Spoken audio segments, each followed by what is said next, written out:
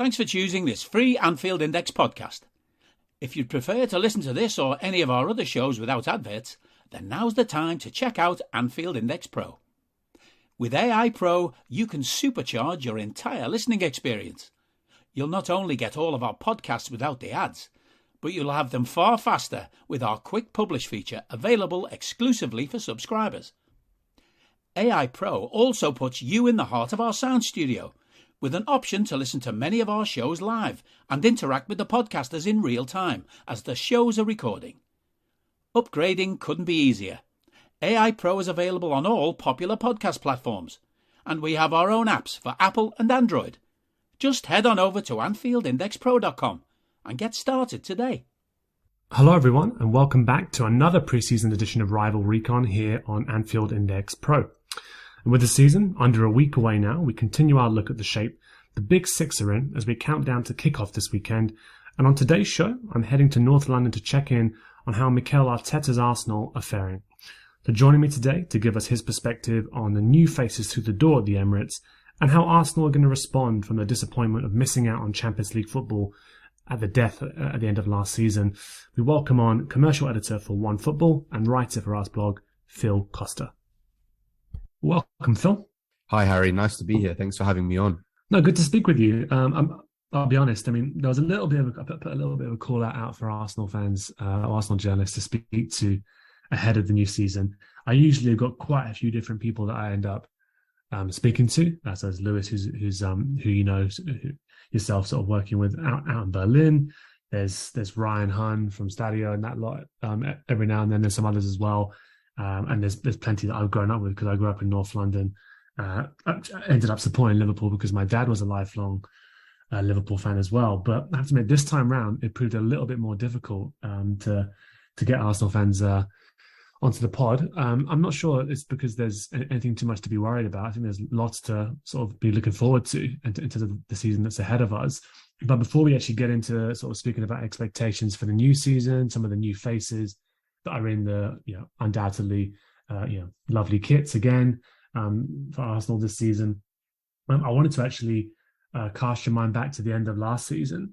And it's an interesting one for me because I think so much was made of how Arsenal's season started last time round with the sort of 3 consecutive defeats, Brentford, Chelsea, City.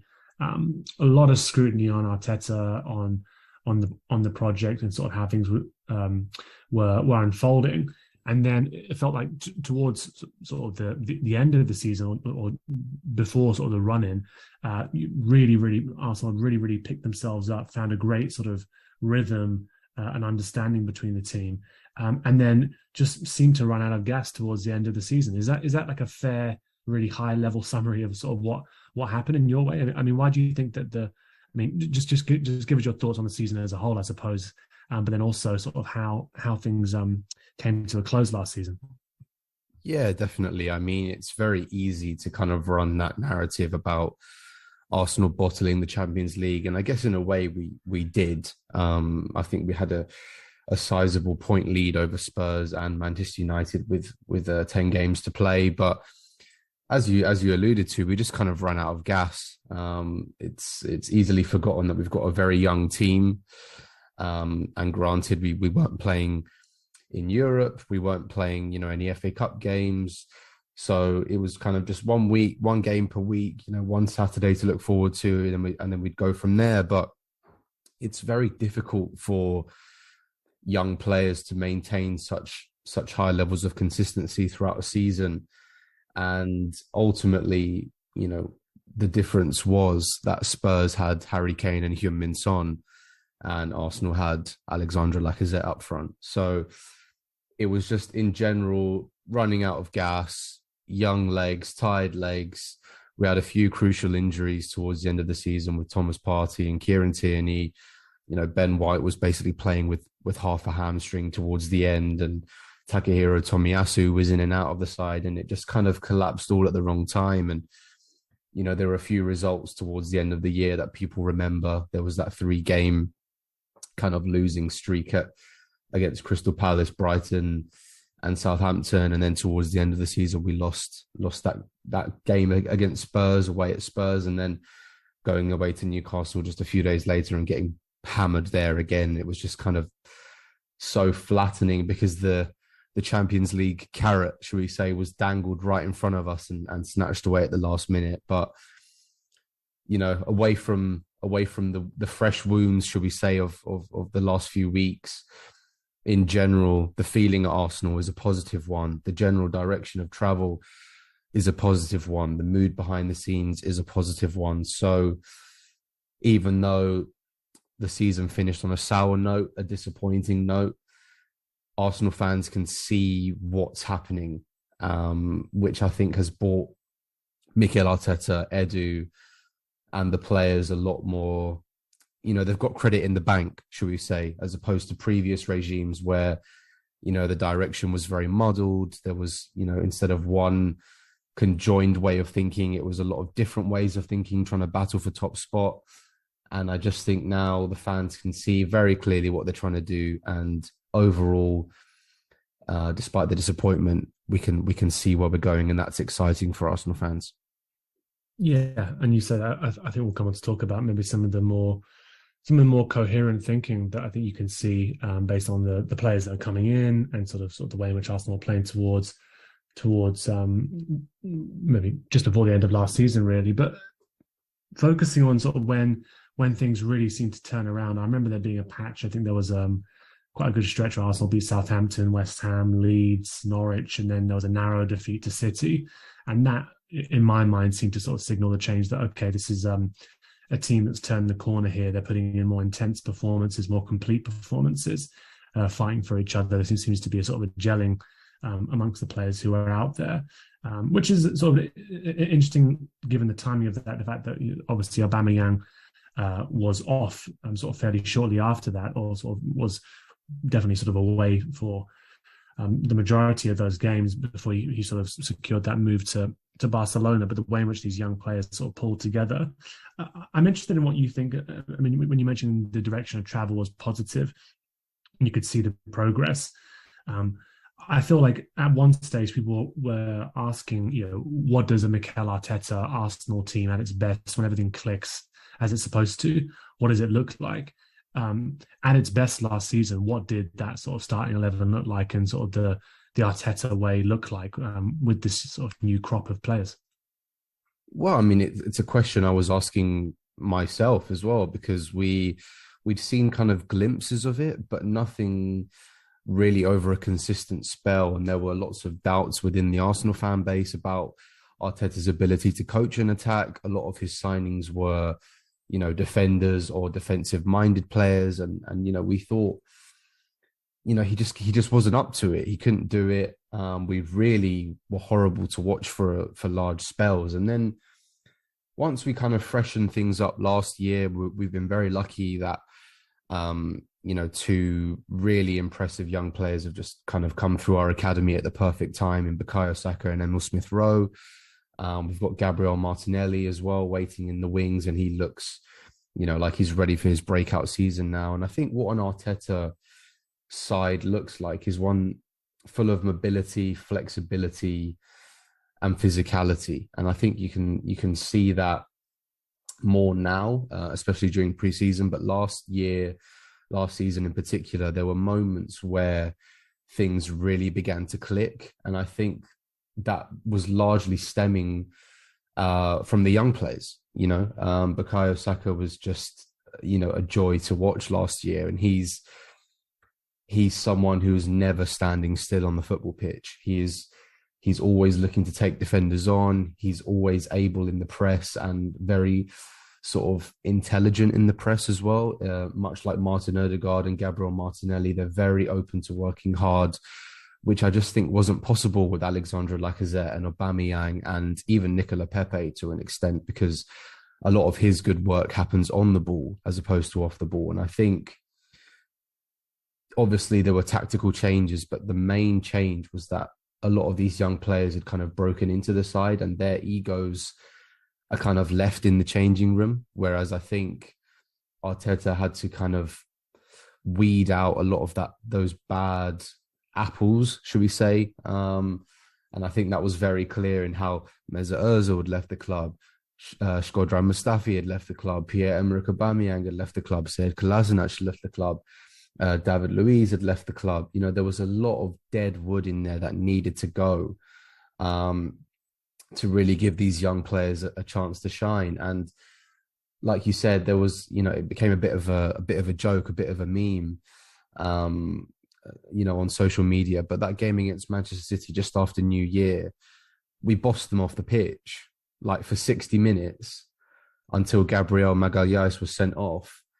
City did not get a look in, and we just completely dominated them for the first minute. And that's what we see now as the prototype of Mikel Arteta's side. You know, we were quick into the challenges, pressing every moment that we could, but the combination play with Ødegaard and Saka linking up, and, you know, Lacazette dropping deep, which has now turned into Gabriel Jesus, who's just 10 times the player already, and he's only been here 10 minutes. It's just flexible, quick football that can really unsettle defenses. And for too long, that just wasn't the case. But I think as we've changed the profile of the squad, as we've adjusted the wage bill, there's just a lot more buy-in with the current players now. And there's been a strong recruitment angle for leadership. And I think, you know, Albert Sambi Lokonga was the youngest Anderlecht captain in their history. Alexander Zinchenko is now the captain of Ukraine. You know, Kieran Tierney's been a big figure for us and for Scotland on and off the pitch. You know, there's been a general layer of mental strength and character throughout the squad that have been brought in. And I think slowly over this pre-season, we've seen it. And it's just led to a general level of excitement heading into the new season because we look good. We look good. And I don't want to tempt fate because I know it's just pre-season. But some of the games that we've played, and it's been against good opposition, we've looked really good. And I think the mood is a shame that the game's away at Crystal Palace on Friday. But if it was at home, the place would have been absolutely rocking. And I think everyone's just really excited to see what happens. Yeah, I think Palace will be a good test as well, actually. I think there's it's not a fun place to go, especially for the first game of the season. I'm sure it's going to be, as you mentioned, the atmosphere at the Emirates would have been. I'm sure it'll be rocking there as well. Towards the end of last season, then, sort of, as you mentioned, you know, there's a positive direction of travel. There's a lot of momentum, a lot of optimism amongst the fan base, even despite sort of what happened with missing out on top four in the end. But when you were looking at the squad and you're thinking, you know, the really, really obvious areas where we need improvement, where we need sort of bodies in, I think a couple of them are much more obvious than others, perhaps. But for you, what were those positions that you thought the club needed to strengthen in? And then I suppose that, yeah, we'll move on from that to talk about some of the new faces that have come in. But just first, what for you were the priorities, and do you think those have all been addressed? I think the glaring one was a centre forward. And that's no secret to anybody. We really struggled to score goals last year. It's quite simple. You know, Lacazette was kind of playing this deep lying forward kind of false nine role, but, you know, as well as he did for a few weeks, he just got found out very quickly. And I've never seen a 30-year-old footballer look so unfit. He just used to trudge around the pitch, and it was just, you know, really frustrating because he'd be there in the centre circle linking play, and then 10 seconds later he'd still be, you know, halfway towards the edge of the area, just, you know, steaming already. So yeah, centre forward was definitely the most glaring weakness, shall we say, which has been addressed. It was like someone's uncle, wasn't it? There were points where I was watching it, definitely last season, where I was like, "Oh, this is someone's uncle playing with all of his kids, all of his energetic kids." Really, and I'm, you know, I'm a fan of Lacazette, and we've really taken him well at Arsenal. He's become a fan favourite, but there were just moments last year when he was absolutely infuriating, and you know, he did his best, but he's just well past it now.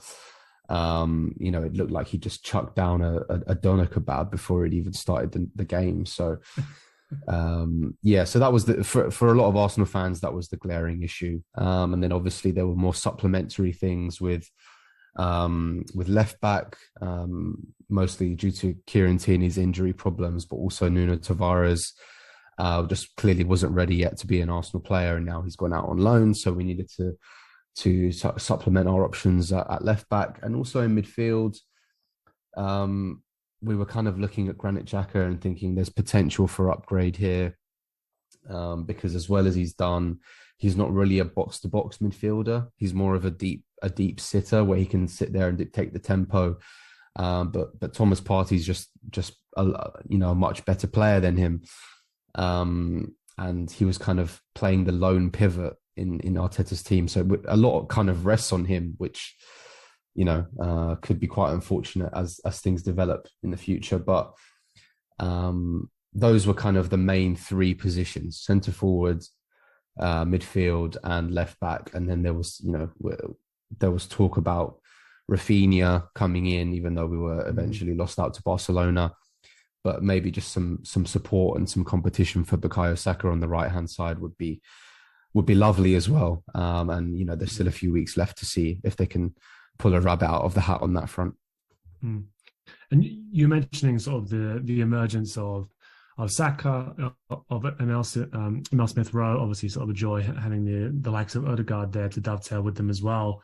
Really talented young players. I mean, you also sort of mentioned it became clearer to you sort of what an Arteta side looked like. But last season, what was sort of the most noticeable development, and were there sort of if you had to pick out the players that you thought made the most or took the biggest strides last season, who would they be? Oh wow, I think starting in the back line, I think Gabriel was excellent last year. I think he had a difficult he had a difficult first season in English football. I think the language barrier was quite hard for him.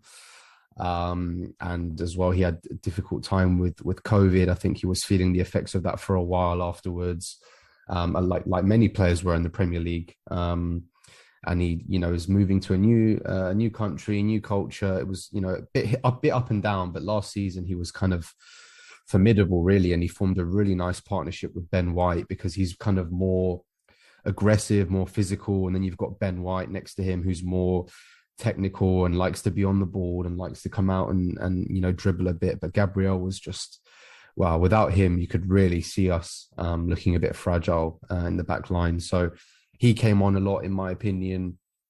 I thought Bukayo Saka was excellent, really. I mean, there were times when he was just a one-man attack at during weeks in the season, and especially having experienced what he experienced over the summer with that heartbreak at Euro 2020, missing that final penalty, and then the fallout afterwards. For a 19-year-old to come back and play as he did, it's just, we love him. We love him so much, and it's just even more special that he'd come through our own back garden. So I think they were probably the two standouts. I think Emil Smith-Rowe came on a lot as well. He added a lot of goals to his game, but unfortunately tailed off in the second half of the season through injury. He was never really fit. You could see it in the way he was playing. And yeah, so I'd say those three were the most noticeable ones, and maybe a surprise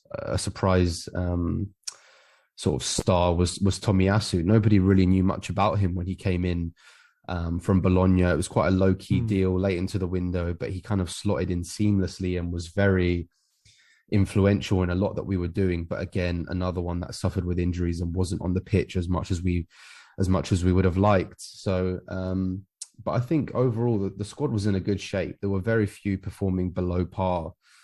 It's just, we just ran out of gas towards the end and really suffered with our lack of goal scoring towards the end of the season.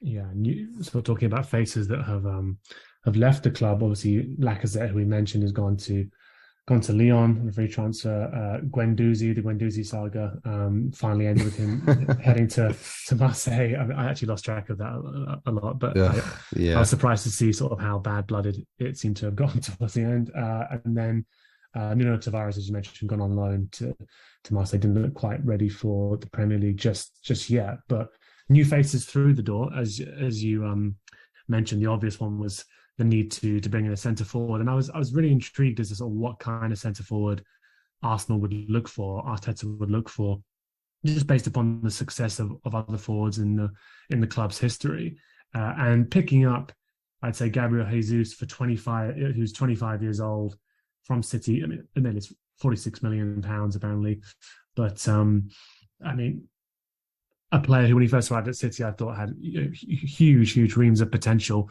Actually, towards the end of his City career as well, but sort of seemed to be in a really hot streak of form as well. Was often played out wide, but giving him the number 9 shirt and sort of telling him he's going to be the new main man. What did you make of that signing when it was first announced before he kicked the ball? And then obviously City scored all these goals in pre-season. What do you make of him as well? No. I mean, I was really happy. I think he's an excellent player that maybe lost himself a bit in the shadows at City. I mean, it's very difficult to consistently shine at that club unless you're, Kevin De Bruyne or someone like that who's just consistently outstanding. But yeah, Aguero's shadow. Sergio Aguero, it's a big one. Yeah. I just felt he'd lost himself a bit. He'd been played wide. He was being rotated in and out with Phil Foden and Bernardo Silva and all these guys, and it's difficult. It's difficult to get a run of games when Pep is so demanding, and each game is its own, university thesis. Essentially, there's so much thinking and tactical changing going on that it's very difficult to establish yourself as a first choice, should we say, at Man City. But it's clear from the start that Arteta's relationship with the player was crucial in this deal. I know that Tottenham and Chelsea both pushed very hard for him, but it was kind of sewn up very early and very quickly, this transfer. It was just about finding the fee with Manchester City. And a lot of people said that we overpaid for somebody with 1 year left on his contract. But look, he's 25 years old. He's Premier League proven. He's got a lot of potential. He's won 4 Premier League titles, or 5. It could be even 5. And for me, it just ticked so many boxes on a technical level, on a tactical level, on a mental level. And I was very excited from the off, and the last few weeks have just only increased my excitement, because he's just been so sharp. He's bedded in seamlessly into this new group. He looks like he's got a smile on his face again. He's loving everybody there. And we're just so excited to have him, because we think we've signed a really good Premier League proven striker. Yeah, there's a 3 Gabbies there as well, isn't it? Always nice to have sort of a Brazilian contingent to welcome players like that into the club, and also obviously Zinchenko, who we knew from his time at City. That's probably sort of a nice segue into Zinchenko, sort of a left back who, I mean, I think he was originally sort of a left midfielder, wasn't he? I think in his earlier days, but sort of often played at left back, and did many jobs for Guardiola, as you mentioned, during those various theses that were written throughout the season. He's a very dependable player, and of course, I think even more some very emotional moments last season, of course, with him sort of playing and sort of speaking sort of very well about obviously what's going on with the war in Ukraine as well. He's 25 as well. 31 million pounds feels like another good deal, to be honest, for a player who you'd imagine could only improve, and another player who perhaps had that relationship with Arteta as well. Yeah, definitely. I mean, what we see in these players is flexibility again. I mean, obviously both are 25, both have considerable history of winning. They understand what it means to be in a successful dressing room, but they both kind of lost themselves a bit, and they need to be the main men now. And I think that would have been part of the sell for Gabriel Jesus and Zinchenko. Like, you've done your time at City, you've been part of an incredible collective, but come here and really be leaders in this Arsenal team. And as well, that we've seen in similar targets as well. Yuri Tielemans, 25, Premier League proven. Rafinha, 25, Premier League proven. That's where we needed to go now. We've got the young players in, we've got the foundations, and now we needed just the level above of kind of experience and security and mentality to really take this team to the next level. And what's been interesting with Zinchenko and Jesus is how kind of ready-made they've been for our system. Kieran Tierney, we really like him at Arsenal. He's a really talented player, very dogged, very aware in his defensive work. But in terms of what he can offer us as an inverted fullback, he just doesn't have that skill in possession. But watching Zinchenko come in, and he just spends half of the time in the center circle. Like, he's just got an incredible level of technique and passing range, and he's not really a left back. He doesn't play as a left back for us, just like he didn't really play as a left back for Manchester City. I was going to say he plays for him. He often plays in midfield for Ukraine, right? I think I've seen him there. You know, and he was outstanding against Scotland and Wales in those 2 World Cup playoffs as a number 8. So we're kind of in a stage now where we're comfortable leaving Gabriel, Ben White, or even William Saliba. You know, they're big men, they're fast, they're strong. Kind of how Liverpool do it with Van Dijk and Joel Matip. Just look, you guys stay there. We know you can take care of your business, and we're going to push everybody else further forward in order to box them in, keep the press high. And it just gives you a level of control and territory that we didn't really have before. As well with Gabriel Jesus, he's starting as our centre forward, right? But his past as a left winger, as a right winger, he's so comfortable interchanging with Bukayo Saka, with Gabriel Martinelli. When he likes to drop deep, Gabriel Martinelli can then exploit that space in behind. And it's just, already it looks like a very well-oiled machine. And I think just these options make us a bit more varied in attack, shall we say, whereas often under Mikel Arteta we've become so predictable. And what really used to annoy me about Arsenal were that we were so easy to play against sometimes, you know, especially when we used to go 1-0 down. I think last season, after going behind, we only won 1 game out of 11 after going behind. And that's just not good enough for a Champions League chasing team. You need to have the tools and the equipment in your side to be able to take games by the scruff of the neck and turn things around. And I look at the team now, and I see William Saliba coming back from loan. I see Zinchenko in the side, willing to get on the ball, liking to break the lines with his passing from deep. I see Gabriel Jesus so sharp, desperate to score goals. And I think, right, we've got a team now. And I just think they will make a world of difference as we look to really cement ourselves as a top 4 team. Yeah. One play you mentioned there, and perhaps if this has gone over my head, and he's actually, he's been injured or whatever, but has Fabio Vieira, obviously sort of the attacking midfielder who came in from Porto, again for sort of around a similar fee of around 30 odd million, highly rated, small creative midfielder. I mean, has he made much of a splash since he arrived, and sort of how do you see him dovetailing with the other sort of really talented midfielders that you have? Unfortunately, he's been injured. He suffered a metatarsal problem on international duty. So he's been out for about 6 weeks, but now he's back in full training and out of the protective boot that he was in for a few weeks, which is good. And in terms of what we know about him, it's not too much. He's only just really broken through at Porto, last season. And what actually got him the minutes where he could strut his stuff was Luis Diaz joining you, because Porto's attack was very centered around Luis Diaz, right? Obviously, why wouldn't it be? He's an excellent player. But after selling him to Liverpool, they rejigged their system a bit, and instead of playing with wingers, they put a lot more focus on the number 10, which lo and behold, Fabio Vieira came in, and despite playing I think it was just over 1,300 minutes last season, he ended up with 15 assists in the Primera Liga, which is like crazy numbers. I think that's like an assist every 66 or something minutes, or it was like a goal contribution every 66 minutes, which was, crazy. And he's very much of that Bernardo Silva, David Silva, very diminutive, low center of gravity, very technical, very creative. And I think in terms of how he's going to fit into the squad, he's going to be competition for Bukayo Saka on the right-hand side and mainly Martin Odegaard as the number 10. But he's also just someone that comes in, raises the technical level. And now with European football, we're back in the Europa League. We want to win the Europa League this year.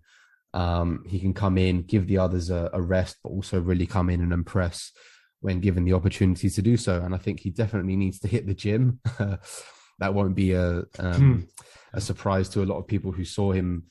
You know, we do a lot of videos when players first sign. I think much like Liverpool, where they have their first day, you know, they go in and shake the hands of everybody, they talk to people, and he looked like a sixth former coming in. So I think he'll definitely need to hit the gym a bit and get used to the Premier League. But I'm very sort of happy with the business that we've done. I think it's intelligent. It's targeting the right players, young players who have resale value, but also potential to explode at the club. And yeah, looking forward to watching him because we haven't been able to do it yet.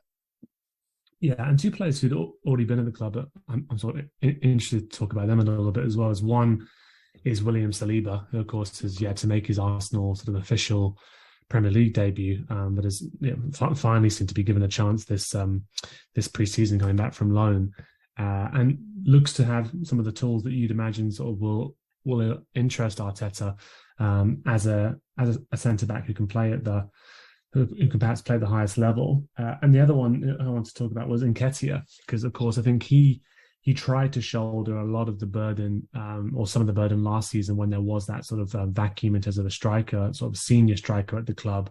And in a couple of games, or certainly a few games, actually managed to actually sort of demonstrate that he did have something about him and had the ability to score goals in sort of crunch games for Arsenal at times. He obviously signed a new contract. Wasn't sure whether or not he was going to be staying at the club. I'm just interested in what you think of, I mean, one, the opportunity for Saliba, but then also sort of what the future holds for Nketiah now that he's signed this new deal. Yeah, but he's seen obviously then Gabriel Jesus come in for big money and perform so well from the start. I mean, how much of a chance or look do you see him getting as well?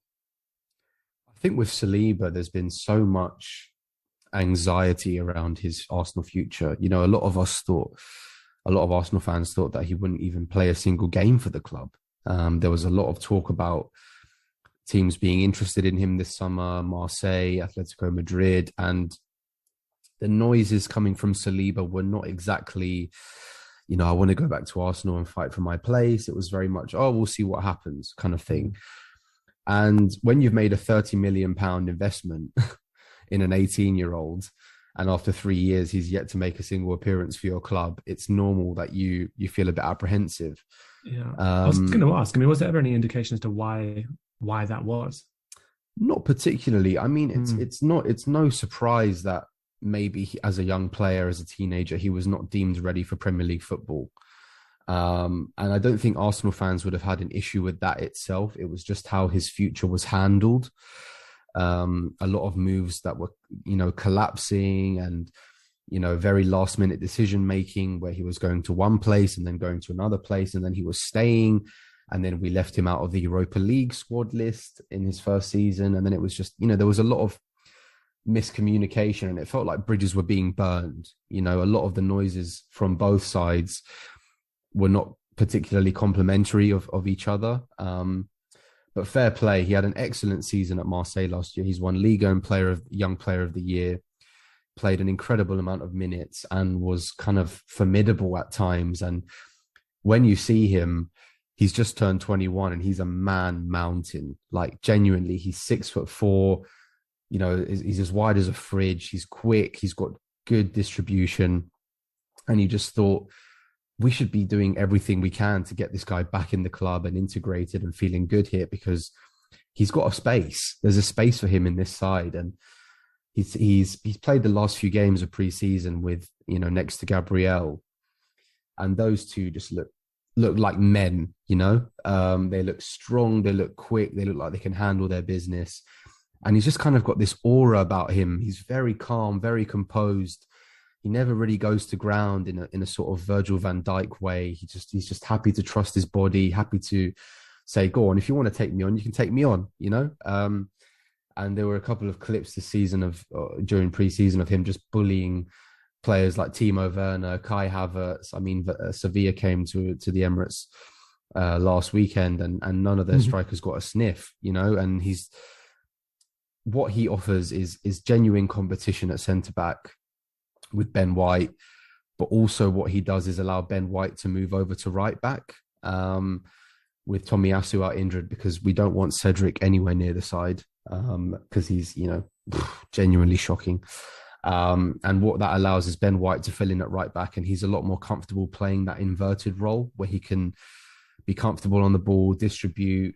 He's got the long diagonal in his locker. So things are looking really promising in the defensive sort of front, on the defensive front.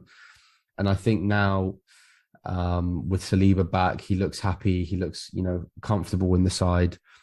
We're just really happy to have him back, because for a long time, it seemed like this would have just been a waste of everyone's time and money. Yeah. But I think, things are being put back in the right place. I think communication and relationships are being rebuilt, and hopefully that can only be a good thing for Arsenal. No, of course. And I think one of the sort of recent development that sort of I found interesting as well was that Odegaard has been announced as the new Arsenal captain. Very often, I think a lot is made of who the captain is at the club, and I think actually more and more you're seeing now that actually there's usually about 5 or 6 sort of captain-like figures in the dressing room that people look to throughout the match. It's not just who's wearing the armband, but it was an interesting choice to give Odegaard the captain's armband. And I know, as you were saying earlier on, plenty of things get made into memes. And I know the Arsenal captaincy has been often sort of derided as well, given that how many of the players that had the captaincy then ended up leaving the club, etc., over the past few seasons or whatever. But he's a really interesting choice, I think, to give that captaincy to. I think says a lot about how he's regarded within the squad, you'd imagine. Did that take you by surprise? No, not at all. I think he was kind of the natural fit for a long time. Like you said, we've got that kind of leadership team where, Kieran Tierney's there, Rob Holding's there, Granit Xhaka's in and around there, despite what happened on that game against Crystal Palace. But he, for me, is the technical leader of the team. He's just such an accomplished footballer, but also very intelligent in how he goes about his pressing. He's always working hard. He speaks incredibly well. And I think we got extremely lucky with how things ended with Real Madrid, because it's clear that he was just not part of their plans. And for some reason, nobody else was too interested in him.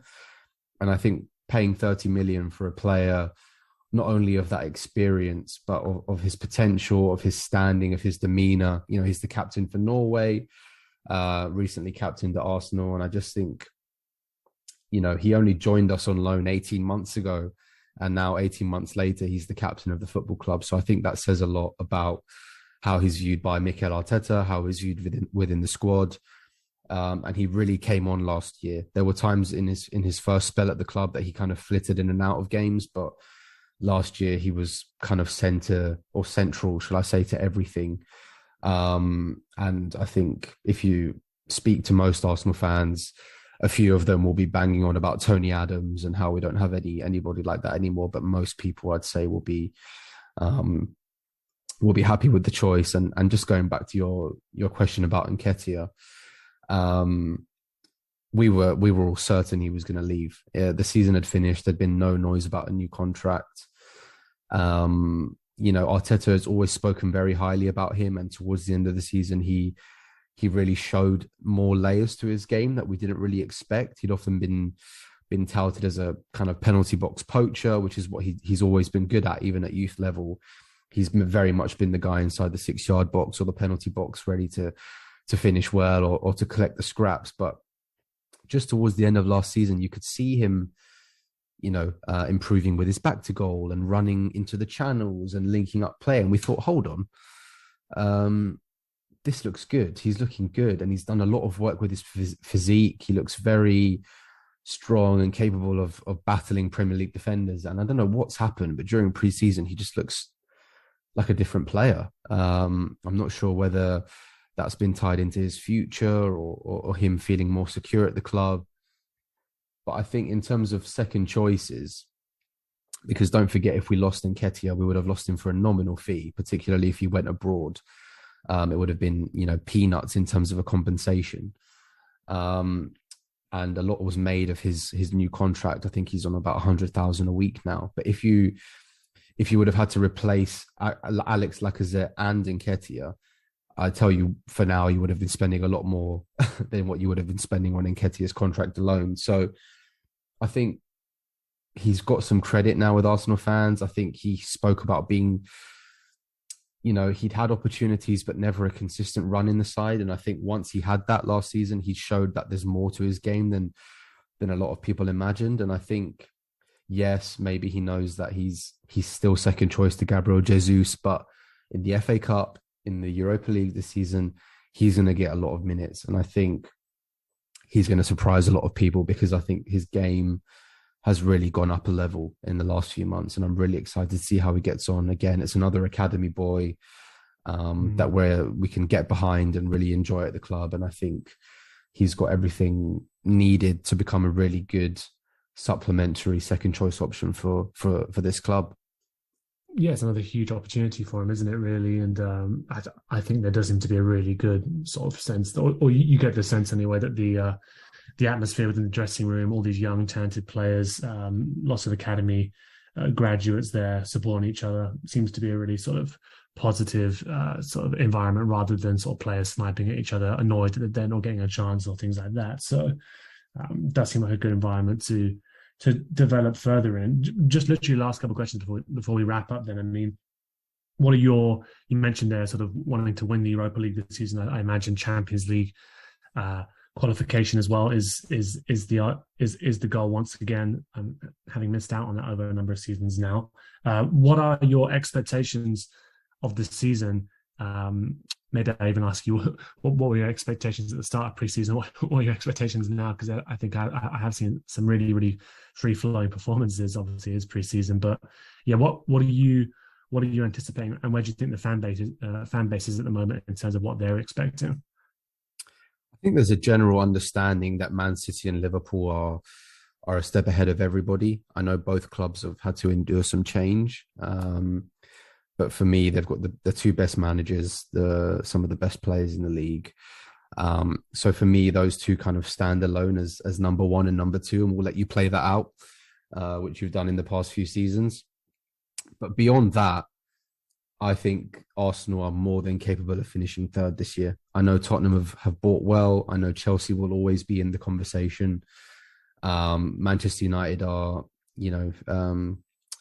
with their new manager bounce now, and there's always other teams like Leicester and sniffing around. But for me, that third place is more than up for grabs, and we feel settled, we feel cohesive, we look strong, we look fit, we've got players in who raise our level, and there's a real sense of things finally clicking under Arteta. I know it's still not challenging for the title, and we had a disappointing into the season last season. But I think people underestimate how big a job he had when he first came in. And it hasn't always been easy. There's been a lot of bumps in the road, but I think things are finally starting to click. And we've got a nice blend of experience, a nice blend of talent. The squad looks very balanced. I'm sure there'll be a lot of departures between now and the end of the season, with a lot of players like Lucas Torreira, Bernd Leno, Ainsley Maitland-Niles, Reece Nelson. So it's just about getting the numbers down, really trimming the fat, and keeping a core group, should we say, who are ready to compete for their positions, but also ready to compete for each other and with each other. And I think, for me, I don't see Tottenham as being better than us. I don't see Chelsea as being better than us. I think we're all very much even. And I've got a really good feeling for sure in the league, third or fourth should be where Arsenal finish next season. And I think the Europa League, we've got quite a difficult relationship with the Europa League. We absolutely should have won it under Arsene Wenger. I don't know how we managed to lose that semi-final against Atletico Madrid. We should have been about 5-0 up at the Emirates, but Jan Oblak decided to turn into Superman. And then obviously we lost the final under Emery against Chelsea. And I think, why not go one step further and win it now? I think we're more than capable, especially because the group stages are not too challenging. And I think it will give the fringe players a nice chance to feel fresh, to feel involved. So for me, third place and a Europa League win would not be over ambitious or out of our reach. I think the FA Cup is always nice. We've got we're the team who's won it the most in English football. We've got a lovely relationship with that trophy, with that competition, but I'm not overly fussed about it this year. I'd love us to go as far as we can. But for me, Europe, getting back into the Champions League is just the number one priority, because last year hurt. Last year hurt us. It hurt the players, it hurt the fans, hurt the manager. And I think there'll be a strong internal desire to really make amends for that. And I don't see why it's out of our reach.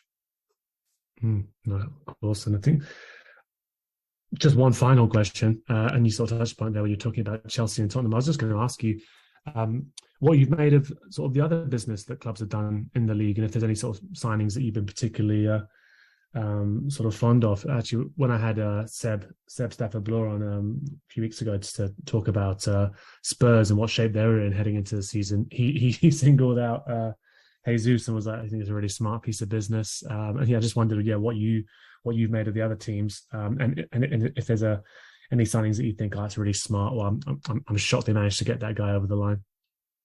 I think in terms of our rivals or our immediate rivals, I would say Richarlison's a good pickup for Spurs. I think he's a very annoying kind of, what's the word? He's a bit of a shithouse, really. He's just very antagonizing, is it? Yeah. He's very antagonizing. He likes the mouth. He likes the battle. He likes to give it and he can take it, and he likes to make a meal of things. And I just think he's a perfect Antonio Conte player. I was about to say. And, there's no secret that Spurs are very reliant on Harry Kane and Heung-min Son. But I think with Kulusevski and Richarlison waiting in the wings, I think their depth is very impressive in an attacking sense. So I think that's a good signing. I think it's an expensive signing, but I think it's, at the end of the day, they've got the player in, and he's at a good age. He's been around in the Premier League for a couple of years now, and he knows how to score goals. So I think that's a good signing. Chelsea obviously signed Raheem Sterling. I think he's extremely underrated, but honestly, Chelsea give me strange vibes this year. I'm not sure. I feel like they're very disjointed still, particularly in their transfer policy. I think they're just kind of going out and bidding on whoever else is being bid on. We saw it with Rafinha. We saw it with Cucurella from Brighton now, who it looks like they're going to sign. They were trying for Kyle Walker-Peters today, which seemed bizarre, because Reece James is so far and away the number one choice for them. And I obviously the two big hitters, the storyline that I'm interested to follow is Haaland versus Nunez. I think it's going to be an interesting one because they're both new to the Premier League, but both playing in extremely good sides who are going to make chances, and I'm quite interested to follow their battle personally, but also it just continues that kind of Liverpool City rivalry, which has been the standard's been crazy in the last few years. I mean, I don't know how anybody expects anybody to keep up with you, but I think that will be an interesting storyline to follow. I'm not sure what you make of that, or whether you're paying too much attention to it, because I think there's been a lot of ridiculous criticism for both players, especially Nunez, about those like compilations. I just think they're just so ridiculous. I mean, I don't know why people have the time to do this stuff, but I'm not sure what you make of that. Are you happy with Darwin coming in? No, I think I mean on the eye test as well, because I won't claim to have watched too much of him at Benfica, but obviously when Liverpool played Benfica, particularly I'd say in the second leg, where it's sort of a slightly weakened team, but still sort of tough centre backs to deal with in Van Dijk and Konate, gave them a real battle. Scored a couple of goals that night, had a couple ruled out for offside. Looked really combative player. It strikes me as an interesting one because I think the Nunez Haaland thing. I think Haaland is. I mean, it seems that Haaland is much more of a pure goal scorer and has more work to do on building his ability to link play and be sort of more involved in the game when he's not just scoring goals, which is obviously what he's very good at. Whereas Nunez is going to be the impression that even if he comes out of a game and he hasn't scored, he will be enough of a nuisance that he's led to this, a number of other players scoring goals. And when you're a side that's had Bobby Firmino as their number 9 for years now, he's not a 20-goal season striker. Very often, I find myself shouting at the screen when he's in a really good position where a number 9 traditionally would be lashing it low and hard and trying to score, and squares it inevitably for someone to tap in. But in the moment, you're like, oh, why is he doing that? And he's just very unselfish. I think that Nunes is in a really good place to develop, and I think it's a really good group as well, right? Mm-hmm. To learn from. So on the compilation front as well, I'm just delighted that no one does compilations of me working, because I think we all we all have the odd week where if there were some compilations made, there'd be some shocking. We would never move anywhere. No one could ever sign us. But yeah, obviously that's ridiculous. And of course, it was fun that Haaland couldn't hit a barn door against us in the Community Shield. But I have no doubt that he will be netting plenty of goals this season. I think they're two different players, but I'm more intrigued to see just how Liverpool look to integrate someone like Nunes, because he's just so different to absolutely for quite a long time now. That I'm sort of excited by that. I mean, for him to score the winner, effectively the winner in the Community Shield with a diving header. I can't really remember the last time he scored a diving header, because I don't have many players who tend to do that, to be honest. So yeah, it's exciting for sure. Lovely. Yeah, I'm looking on with interest because Arsenal were linked with Darwin for a long time, so I'm quite curious to see how he gets on in English. It's got a hell of a story actually as well. Yeah, absolutely. Yeah, doing some reading into it. Seems like a really.